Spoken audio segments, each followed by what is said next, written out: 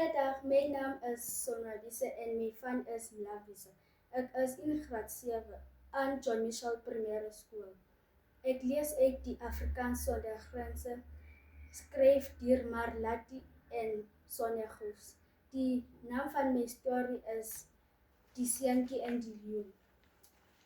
Lang gelede, toe seentjies nie nodig gehad het om skool toe te gaan, nie en heeldag in die veld gespeel het terwyl hulle skape opgepas het, was daar 'n seentjie wat in 'n donker bos verdwaal het. Hy het skoon van sy skape vergeet omdat hy agter 'n heuningvoeltjie aangedraf het op soek na heining.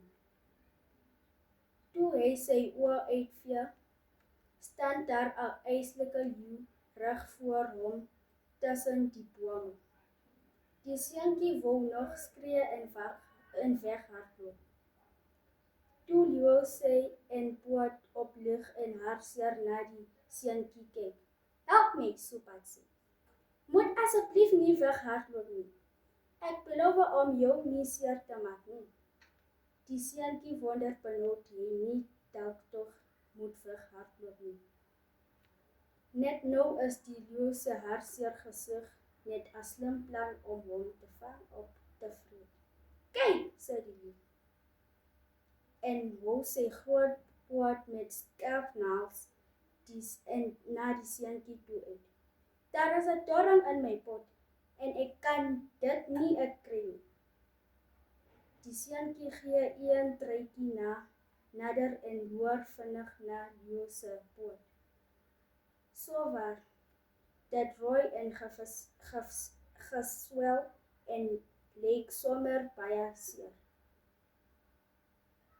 Toe weet hy dat leeu nie jonk nie en regter sy hulp nodig het. "Kom," sê die seentjie en party vir leeu om sy poot sy skoot te sit. "Dit gaan dalk seer wees, want die doring is baie diep, maar ek sal my bes doen om dit uit te haal," verduidelik die seentjie. Leeu gaan sit styf teen die seentjie, kyk sy oë toe en hou sy asem op totdat die seentjie die doring uitgehaal het. "Daar sê die seentjie, jou poot sal sommer in 'n trapjap gesond wees." Dankie," sê die leeu, tevrede en lek die seentjie se hand met sy lang, skerpe tong. "Ek sal jou nog nooit vergeet nie. Baie dankie."